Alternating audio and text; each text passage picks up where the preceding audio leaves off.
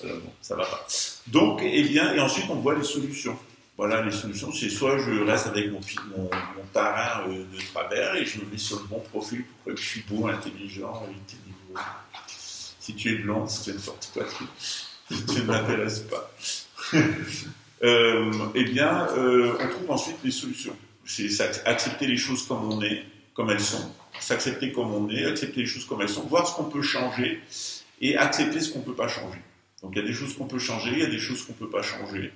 Et puis entre les deux, eh bien, il y a des choses qu'on peut à moitié changer, à moitié pas changer. Mais en tout cas, il faut poser les faits, en rire, parce que ça va mieux quand on rit, et eh bien, essayer de mettre en place ce qu'on appelle les moyens habiles. Alors toi, tu es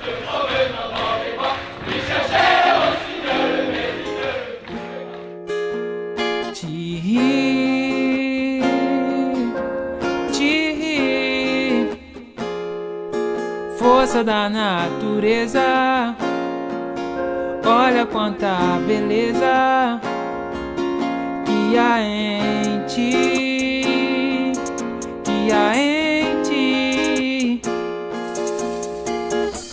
Força, fé, foco, visão, estratégia, esperança e determinação. Resistimos, resistindo, existindo. Ó nós aqui, tipo até o Timuí, mas nós não vamos sucumbir. Não ao marco temporal, PL 490. Grana é bom e vocês gostam, mas natureza lamenta. Um direito, um de esquerda, deixa os passarinhos sem asa. Nós continuamos aqui, dentro da mata, dentro de casa. Vidas indígenas importam, meu levante é pela terra. Nós estamos na batalha, queremos vencer a guerra. No ante, Apuangue, no ante, força, Apuangue, esperança, Tiri,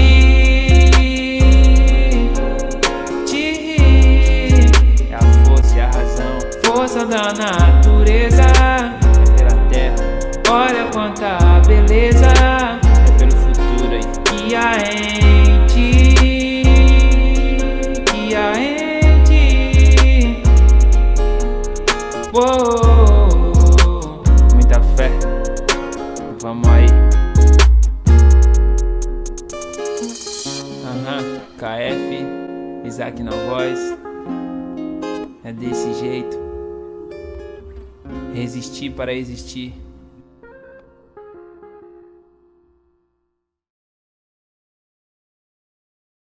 T'es un punk à chien. Ça a été, ouais, ça arrivait dans ma vie. J'avais pas de chien, mais j'avais beaucoup d'amis punk à chien dans la rue. Alors tu étais un punk, pas un chien. Ouais, voilà. Et t'avais été lycée, t'avais une crête. J'avais une crête que je devais bien placer pour la semaine dans la marine. J'étais un peu schizophrène. C'est-à-dire que la semaine t'étais à la marine et le week-end tu faisais la manche dans la rue avec une crête. Il y avait un peu ça, ouais, avec une bière à la main. Trop dissociatif d'identité. Alors, votre mère était comment avec les épingles à linge? Je vais faire le docteur Freud. Voilà. Alors, je vous l'ai dit plusieurs fois, la psychanalyse c'est très dangereux parce qu'on va descendre dans les mémoires. C'est pas une mauvaise chose de descendre dans ces traumatismes, de les regarder en face, ça permet de savoir ce qui s'est passé. Mais c'est pas parce qu'on a vidé la fosse septique à l'intérieur de la piscine, c'est pas parce qu'on a vidé la poubelle à l'intérieur de la table, sur la table de la cuisine qu'on va mieux. Généralement, la psychanalyse, elle sert juste à savoir ce qui ne va pas. Puis une fois que vous savez ce qui ne va pas, on vous dit que vous êtes guéri. Dans le bouddhisme, on va beaucoup plus loin. On va quelquefois, d'abord, on identifie le Bouddha en soi. Ça évite les heures et les heures et les heures à se victimiser. Hein. On se sent responsable de ce qui nous est arrivé. On est co-acteur. Dans le bouddhisme, on n'est pas dans le triangle de Karpman. Hein. On n'est pas victime, bourreau, sauveur. On est son propre bourreau, sa propre victime et son propre sauveur. Et donc, ça permet, en allant d'aller vers notre Natubula, de déblayer tous les traumatismes. Mais quelquefois, on est obligé d'aller dans le traumatisme. Voilà. Donc, Nicolas, j'ai dû le ramener dans son traumatisme. Je lui ai acheté du gel pour se faire une crête qui raye les murs. On lui a trouvé un chien qui s'appelle Blackie. Voilà. Et on lui a trouvé une fille des rues qui s'appelle Maria.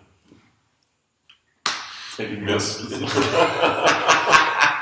Non, je blague évidemment. C'est toujours dans la caricature et le rire, c'est pour vous faire rire. Alors, ensuite, donc, tu es allé à l'armée, ouais. Donc là, tu mettais une camisole. Ouais, une camisole chimique, ouais. Aussi chimique Tu prenais des médicaments Non, tu veux dire quand j'étais dans l'armée? Oui. Bah, il y a la camisole déjà de la promesse qu'on fait à l'entrée, donc servir l'État. De servir l'État, valeur, patrie, honneur, discipline. Hein, La nation. La nation. La grande nation, Marc de Fourreux. Et puis pas droit d'avoir de point de vue politique et ni religieux, donc bien rester au pied du système sans forcément avoir de la liberté spirituelle. C'est-à-dire que le week-end, tu étais un loup des rues, mais la semaine, quand tu travaillais, tu étais un chien du système. Un chien du système, exactement. Voilà. Alors, qu'est-ce qui s'est passé?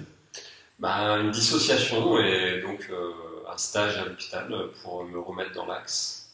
Donc, quand l'armée vous diagnostique fou et vous réforme, c'est que vous êtes en bonne santé mentale. Parce que pour rester, il faut vraiment avoir une case en moins. Voilà.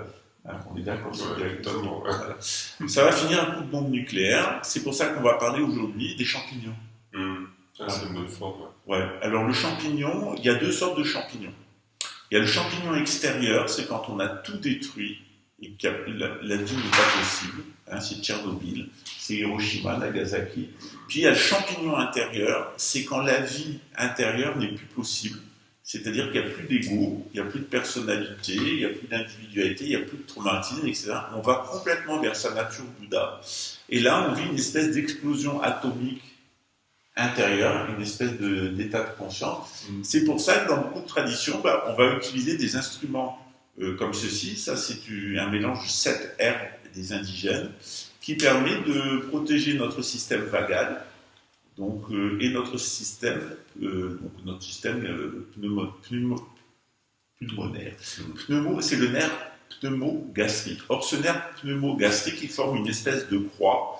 Et en haut de cette croix, il y a le claustrum. Il y a cette glande pinéale. Alors, cette glande pinéale, elle émet une hormone. Cette hormone, elle descend le long de notre colonne vertébrale vers le testicule. Si vous éjaculez, vous allez avoir un enfant extérieur.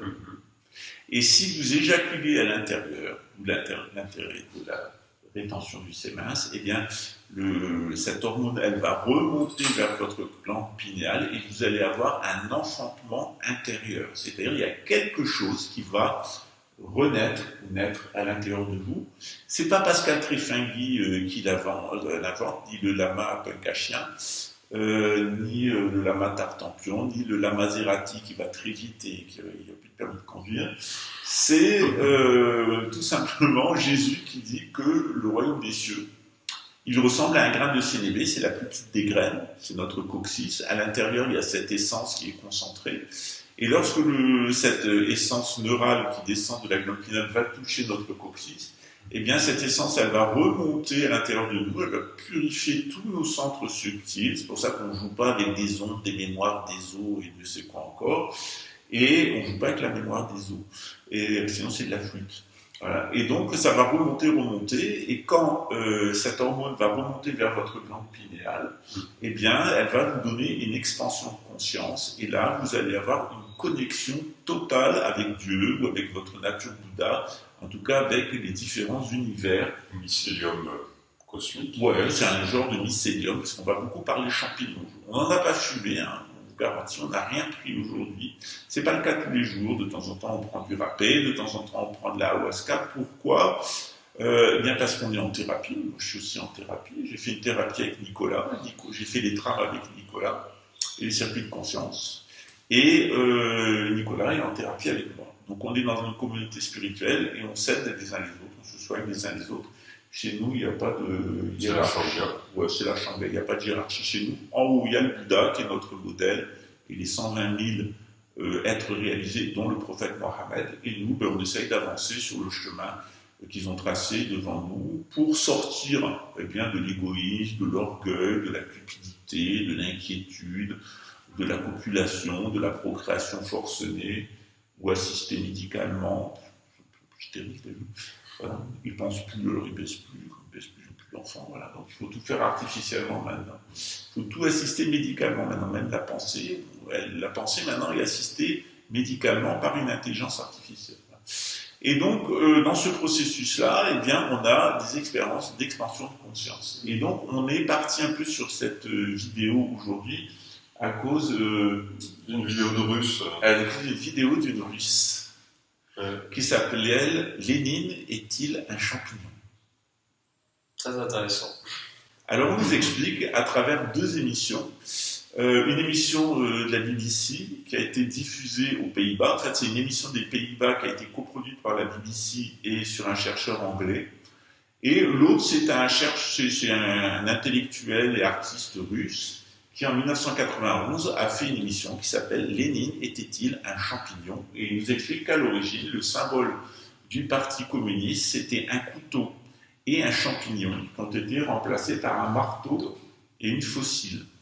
Et il nous raconte toute l'expérience hallucinogène de Lénine, puisque Lénine était un grand amateur de champignons. On le voit tout le temps avec un gamin et au sommet d'un blindé. On s'est aperçu que la manite Tumouche faisait un mycélium qui avait la forme du blindé, et que le petit garçon qui était avec lui était le petit champignon, était celui qui lui montrait les coins à champignons. Et Lénine était complètement intoxiqué par les champignons. Il était en état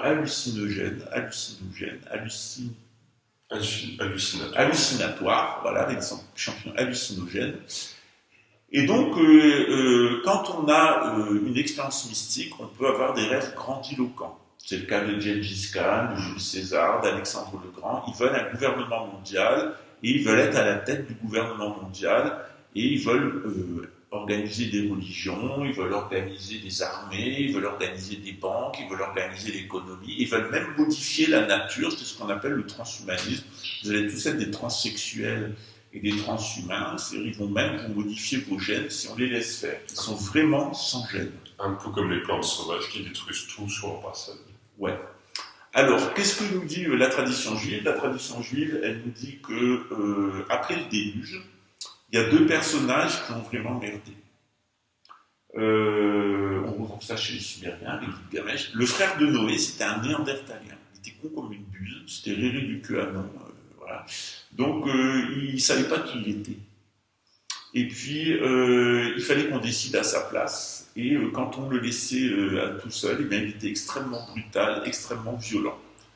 Et Noé a caché l'existence de son frère. Ça, c'est les rabbins qui nous disent dans la Torah, mais c'est en filigrane dans l'histoire de Gilgamesh et dans la Torah. Et qu'est-ce qui s'est passé? Eh bien, un jour, Noé, il avait pris un peu de vin avec des champignons à l'intérieur. Et puis, il a eu une alu. Il s'est mis à poil. Et ça fera plaisir à la psychotronique luxembourgeoise que Noé se soit mis à poil et dit la vérité. Salut les zombies. Et puis ils sont toujours dans l'antibiblisme permanent, dans le moindre détail. C'est du satanisme à l'état pur. Et donc je vous raconterai une autre fois les petits jeux psychologiques à l'intérieur de la prison de Schrassich. Voilà. Et les méthodes de travail de la soi-disant police, du soi-disant État luxembourgeois. Et donc, Noé s'est mis à raconter des histoires épouvantables sur l'histoire de l'humanité et sur son identité. Et son petit-fils Canaan, qui avait hérité des gènes de son oncle, des gènes néandertaliens, ça l'a tellement emmerdé ce qu'a dit Noé, il s'est tellement senti rabaissé et avoir un mauvais destin programmé qu'il a décidé de sodomiser son grand-père et avec son père Charles, ils vont couper les testicules. Voilà. Pour être sûr qu'il n'y aurait pas d'autres humanités, que l'humanité s'arrêterait à eux. Et la Bible nous dit qu'il y a une variété d'êtres humains qui est une sorte de champignon. En fait. Voilà. Et on va voir maintenant pourquoi. Je crois qu'il y a une humanité champignon. Une humanité qui mange beaucoup de champignons. Oui, il y a une humanité qui a beaucoup mangé de champignons. Et c'est ce qu'on va voir maintenant. C'est sérieux, hein, c'est pas une blague. Alors, moi, je suis un généraliste. Pour les détails, ça sera docteur Nicolas. Nicolas, toi, tu vas nous dire grande vérité sur origine Lénine. Alors, et Lénine était-il un champignon et une onde radio? C'était la question de l'émission russe. Lénine était-il un champignon et une onde radio?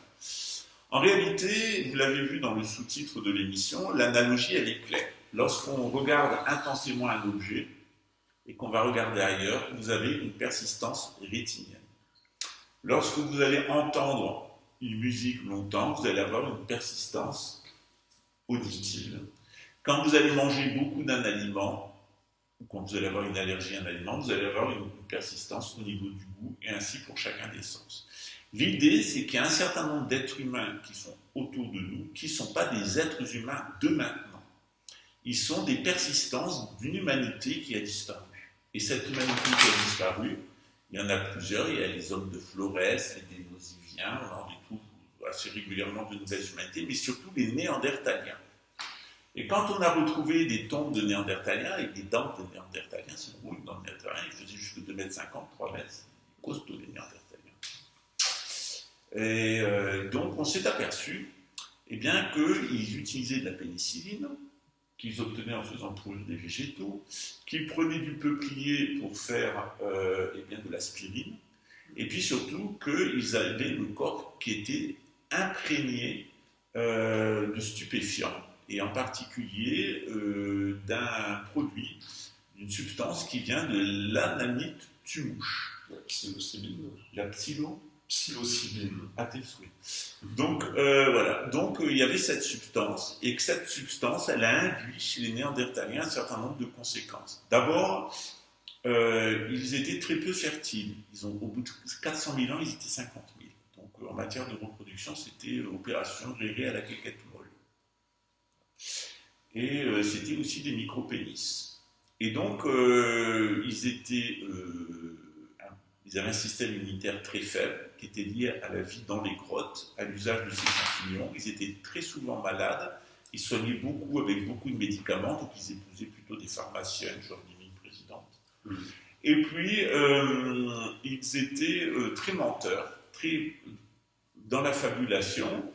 Ils étaient dans l'appropriation illégitime, ils se volaient les uns les autres, c'était le pugilat permanent, hein, et surtout ils étaient assassins et cannibales. Donc il y avait un très haut niveau de criminalité. Or, lorsqu'on a étudié les gènes des Néandertaliens, on s'est aperçu qu'ils étaient incestueux, qu'ils étaient pédophiles, qu'ils étaient cannibales, qu'ils étaient bourrés de drogue, et que c'était très certainement des affabulateurs complets.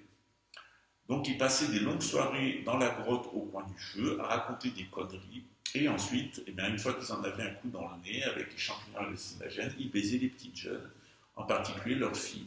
Voilà. Donc Solène en prend plein le machin, c'est pas nouveau, c'était déjà. Et ce qui est inquiétant, c'est que chez certaines personnes, il y a jusque 8% d'ADN néandertalien. Et lorsqu'on regarde les chiffres de la criminalité, par exemple, moi je m'étais intéressé à la famille Pedowski, il y en a encore un qui est parti en prison pour viol et assassinat.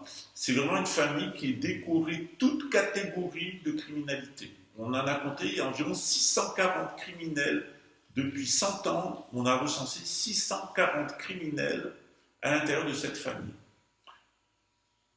Donc, on s'aperçoit qu'il y a une programmation génétique à la criminalité. Et on s'aperçoit qu'il y a un lien entre le pourcentage de gènes néandertaliens et les sociopathologies, la schizophrénie, les déficits d'immunité, la sociopathie en règle générale, la mythomanie, le vol, l'appropriation illégitime, les meurtres et même le cannibalisme. Si vous avez 8% de gènes néandertaliens, c'est le record. En règle générale, en Europe, ça va autour de 3,5 à 4%. 8%, c'est certaines peuplades en Chine. Eh bien, vous avez forte chance d'être un menteur, un voleur et un assassin. Vous êtes génétiquement programmé à ça. Donc cette humanité, normalement, elle n'existe plus. Mais elle existe de manière fantôme à l'intérieur de certaines personnes. Et quand vous trouvez une personne qui a tendance à mentir, tendance à voler et tendance à commettre des crimes, voire à être cannibale, le cannibalisme à notre époque, eh bien, c'est le darwinisme social, hein, c'est la compétition économique, eh bien, il y a de fortes chances que vous trouviez des gens qui ont des gènes néandertaliens. Or, qui a le plus de gènes néandertaliens parmi nos contemporains? Eh bien, c'est les Caucasiens. Les Caucasiens sont les gens qui ont le plus de gènes néandertaliens. Et chez les Caucasiens, on compte les Cananéens, donc ceux qui sont maudits dans la Bible, on compte les Turcs, les Mongols, les Ouïghours, et les Khazars. Et donc, tant que les Khazars sont des bons juifs qui pratiquent bien la Torah, ils ont peur de Dieu, ils veulent tout faire bien selon la loi, ils ont une trouille bleue de Dieu. Ils sont tout le temps en train de négocier avec Dieu parce qu'ils savent que ça va leur tomber dessus, il faut absolument respecter la Torah, le Talmud, jusqu'à savoir combien de fois vous allez ouvrir un paquet de Kleenex dans le week-end. Il y a une obsession par rapport à la loi et au châtiment divin. Ils savent que ça va leur tomber dessus, donc ils prennent leurs précautions. Ça donne du légalisme, du juridisme, du littéralisme, etc. Mais en tout cas, ça reste des personnes morales. Moi, j'ai eu plein d'amis ashkénazes qui étaient des gens très bien. Par contre, le problème, c'est quand ces gens-là se déjudéisent et qui retournent à leur ethnicité. Alors qu'on a des cas de gens qui ont beaucoup de gènes néandertaliens qui retournent à leur ethnicité et qui font des horreurs. Les Turcs. Tant qu'ils ont pratiqué l'islam, eh bien, ils ont pratiqué l'islam, ils étaient moraux, ils ont recueilli les juifs, ils les ont protégés, ils protégeaient les chrétiens, ils protégeaient les lieux saints, etc. Tout allait bien. Le jour où les Turcs se sont désislamisés, avec Atatürk, qui était franc-maçon au Grand Orient de Turquie et payé par la famille des Rastapopoulos, eh bien, immédiatement, la première chose qu'il fait, c'est un génocide et il tue 1 million de chrétiens arméniens. Pareil en Allemagne, on remarque que toutes les personnes qui sont liées à l'Allemagne nazie, aux nazis, sont aussi liées au sionisme. Le sionisme, c'est un programme de déjudaïsation. Il faut abandonner le judaïsme pour une autre religion si on est en Europe, ou pour la laïcité si on part en Israël. Donc je ne parle pas de l'État d'Israël actuel, je parle de l'État d'Israël dans le sionisme de Théodore Herzl. Ça n'a rien à voir avec ce qu'est l'État d'Israël maintenant, qui est un État de droit international, etc. Il n'y a pas de problème avec moi sur l'État d'Israël. Je parle du sionisme en tant qu'idéologie. Et on s'aperçoit que ces gens-là, eh bien, ils se sont mis à commettre des massacres et que sionistes et nazis ont organisé ensemble la Shoah. On en a la preuve, c'est l'accord de transfert signé par la Banque de Londres qui appartient à la famille Rastapopoulos.